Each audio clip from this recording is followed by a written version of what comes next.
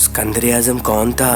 ہم نے بچپن میں پڑھا تھا مقدونیہ کا الیگزینڈر 20 سال کی عمر میں بادشاہ بنا، 23 سال کی عمر میں مقدونیہ سے نکلا۔ اس نے سب سے پہلے پورا یونان فتح کیا، اس کے بعد وہ ترکی میں داخل ہوا، پھر ایران کے دارا کو شکست دی، پھر وہ شام پہنچا، پھر اس نے یروشلم اور بابل کا رخ کیا، پھر وہ مصر پہنچا، پھر وہ ہندوستان آیا۔ دوستو، ہندوستان میں اس نے پورس سے جنگ لڑی، اپنی عزیزت جان گھوڑے کی یاد میں پھالیا شہر آباد کیا، اور پھر مکران سے ہوتا ہوا واپسی کا سفر شروع کیا۔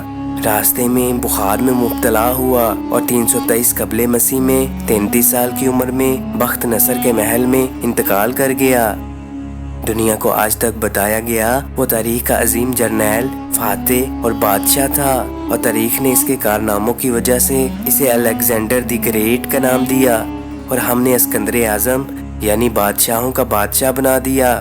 لیکن آج 21ویں صدی میں اس بات کو سوچتا ہوں کہ حضرت عمر فاروق رضی اللہ تعالیٰ عنہ کے ہوتے ہوئے الیگزینڈر کو اسکندر اعظم کہلانے کا حق حاصل ہے۔ آپ بھی سوچئے، الیگزینڈر بادشاہ کا بیٹا تھا، اسے دنیا کے بہترین لوگوں نے سواری سکھائی، اسے ارسطو جیسے استادوں کی صحبت ملی، اور جب وہ 20 سال کا ہو گیا تو اسے تخت اور تاج پیش کر دیا گیا، جبکہ اس کے مقابلے میں حضرت عمر فاروق کے ساتھ پشتوں میں کوئی بادشاہ نہیں گزرا تھا۔ آپ رضی اللہ تعالیٰ عنہ بھیڑ بکریاں اور اونٹ چراتے چراتے بڑے ہوئے تھے۔ آپ رضی اللہ تعالیٰ عنہ نے تلوار بازی اور تیر اندازی بھی کسی اکیڈمی سے نہیں سیکھی تھی۔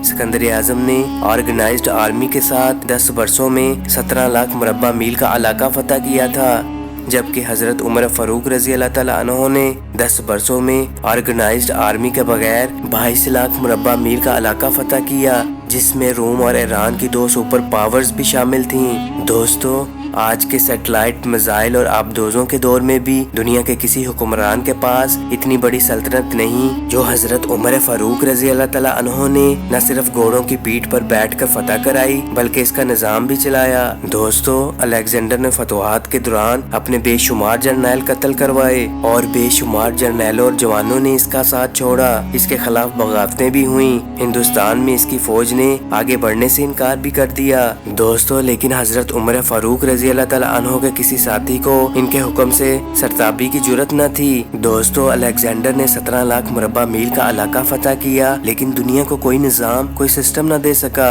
جبکہ حضرت عمر فاروق رضی اللہ تعالیٰ عنہ نے دنیا کو ایسے سسٹم دیے جو آج تک پوری دنیا میں رائج ہیں۔ دوستو، آپ کے دور حکومت میں نماز تراویح کا باقاعدہ سلسلہ شروع ہوا۔ آپ رضی اللہ تعالیٰ عنہ نے شراب نوشی کی سزا مقرر کی، سنہ ہجری کا اجرا کیا، جیل کا تصور دیا، مؤذنوں کی تنخواہیں مقرر کی، مسجدوں میں روشنی کا بندوبست کروایا۔ دوستو، آپ رضی اللہ تعالیٰ عنہ کے دور میں ایک مکمل عدالتی نظام کی بنیاد رکھی، آبپاشی کا نظام قائم کرایا، فوجی چھاونیاں بنوائیں اور فوج کا باقاعدہ محکمہ قائم کیا۔ دوستو، آپ رضی اللہ تعالیٰ عنہ نے دنیا میں پہلی بار دودھ پیتے بچوں، معذوروں، بیواؤں اور بے آسراؤں کے وظائف مقرر کیے۔ دوستو، آپ رضی اللہ تعالیٰ عنہ راتوں کو تجارتی قافلوں کی چوکیداری کرتے تھے۔ آپ رضی اللہ تعالیٰ عنہ فرمایا کرتے تھے، جو حکمران عدل کرتے ہیں وہ راتوں کو بے خوف سوتے ہیں۔ آپ رضی اللہ تعالیٰ عنہ کا فرمان ہے، قوم کا سردار قوم کا سچا خادم ہوتا ہے۔ آپ کی مہر پر لکھا تھا، عمر نصیحت کے لیے موت ہی کافی ہے۔ آپ کی دسترخوان پر کبھی 2 سالہ نہیں رکھے گئے۔ آپ رضی اللہ تعالیٰ عنہ زمین پر اینٹ رکھ کر سو جایا کرتے تھے۔ سفر کے دوران جہاں نیند آ جاتی وہاں آپ درخت پر چادر تان کر سویا کرتے تھے۔ دوستو، آپ رضی اللہ تعالیٰ عنہ کے کرتے پر 14 پیوند تھے۔ آپ رضی اللہ تعالیٰ عنہ موٹا کھدر کپڑا پہنتے تھے۔ آپ کو نرم اور باریک کپڑے سے نفرت تھی۔ دوستو، آپ رضی اللہ تعالیٰ عنہ کسی کو جب سرکاری عہدے پر فائز کرتے تو اس کے اثاثوں کا تخمینہ لگوا کر اپنے پاس رکھ لیتے، اور اگر سرکاری عہدے کے دوران اس کے اثاثوں میں اضافہ ہو جاتا تو آپ اس کی اکاؤنٹیبلٹی کرتے تھے۔ دوستو، آپ رضی اللہ تعالیٰ عنہ جب کسی کو گورنر بناتے تو اس سے نصیحت فرماتے، کبھی ترکی گھوڑے پر نہ بیٹھنا، باریک کپڑا نہ پہننا، چھنا ہوا آٹا نہ کھانا، دربان نہ رکھنا اور کسی فریادی پر دروازہ بند نہ کرنا۔ آپ رضی اللہ تعالیٰ عنہ فرماتے تھے، ظالم کو معاف کر دینا مظلوموں پر ظلم ہے، اور آپ کا یہ فکرہ آج انسانی حقوق کے چارٹر کی حیثیت رکھتا ہے۔ ماؤں بچوں کو آزاد پیدا کرتی ہیں، تم نے انہیں کب سے غلام بنا لیا؟ دوستو حضرت عمر فاروق رضی اللہ تعالیٰ عنہ اسلامی دنیا کے پہلے خلیفہ تھے جنہیں امیر المومنین کا خطاب دیا گیا۔ دوستو دنیا کے تمام مذاہب کی کوئی نہ کوئی خصوصیت ہے، اسلام کی سب سے بڑی خصوصیت عدل ہے، اور حضرت عمر فاروق رضی اللہ تعالیٰ عنہ وہ شخص ہیں جو اس خصوصیت پر پورا اترتے ہیں۔ آپ رضی اللہ تعالیٰ عنہ کے عدل کی وجہ سے عدل دنیا میں عدل فاروقی ہو گیا۔ آپ رضی اللہ تعالیٰ عنہ دنیا کے واحد حکمران تھے جو فرمایا کرتے تھے، میرے دور میں اگر دریائے فرات کے کنارے کوئی کتا بھی بھوک سے مر گیا تو اس کی سزا مجھے بھگتنا ہوگی۔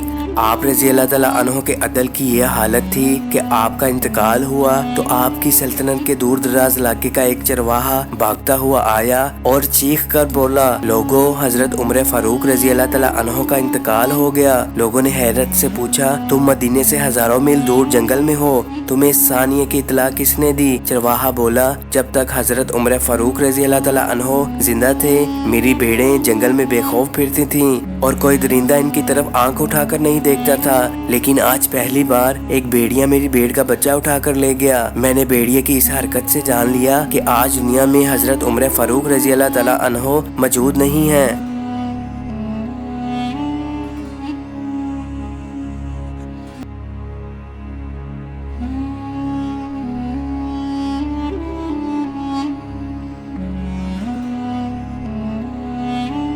دوستو جب میں الیگزینڈر کو حضرت عمر فاروق رضی اللہ تعالیٰ عنہ کے سامنے رکھ کر دیکھتا ہوں تو مجھے الیگزینڈر حضرت عمر فاروق رضی اللہ تعالیٰ عنہ کے حضور پہاڑ کے سامنے کنکر دکھائی دیتا ہے، کیونکہ الیگزینڈر کی بنائی ہوئی سلطنت اس کی وفات کے 5 سال بعد ختم ہو گئی، جبکہ حضرت عمر فاروق رضی اللہ تعالیٰ عنہ نے اپنے دور میں جس خطے میں اسلام کا جھنڈا بجوایا وہاں سے آج بھی اللہ اکبر کی صدائیں آتی ہیں، وہاں آج بھی لوگ اللہ کے سامنے سجدے کرتے ہیں۔ دنیا میں الیگزینڈر کا نام صرف کتابوں میں سمٹ کر رہ گیا ہے، جبکہ حضرت عمر فاروق رضی اللہ تعالیٰ عنہ کے بنائے ہوئے نظام دنیا کے 245 ممالک میں آج بھی کسی نہ کسی شکل میں موجود ہیں۔ دوستو آج بھی جب کسی ڈاک خانے سے کوئی خط لکھتا ہے، پولیس کا کوئی سپاہی وردی پہنتا ہے، کوئی فوجی جوان 6 ماہ بعد چھٹی پر جاتا ہے، یا پھر حکومت کسی بچے معذور بیوہ بے آسرا فرد کو وظیفہ دیتی ہے، تو وہ معاشرہ وہ سوسائٹی بے اختیار حضرت عمر فاروق رضی اللہ تعالیٰ عنہ کو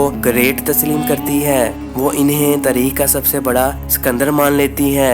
دوستو ایک بار لاہور کے مسلمانوں نے انگریز سرکار کو دھمکی دی تھی کہ اگر ہم گھروں سے نکل پڑے تو تمہیں چنگیز خان یاد آ جائے گا، تو اس پر جوہر لال نہرو نے مسکرا کر کہا تھا، افسوس آج چنگیز خان کی دھمکی دینے والے مسلمان یہ بھول گئے ہیں کہ ان کی تاریخ میں ایک حضرت عمر فاروق رضی اللہ تعالیٰ عنہ بھی تھے، جن کے بارے میں حضور اکرم صلی اللہ علیہ وآلہ وسلم نے فرمایا، میرے بعد اگر کوئی نبی ہوتا تو وہ عمر ہوتے۔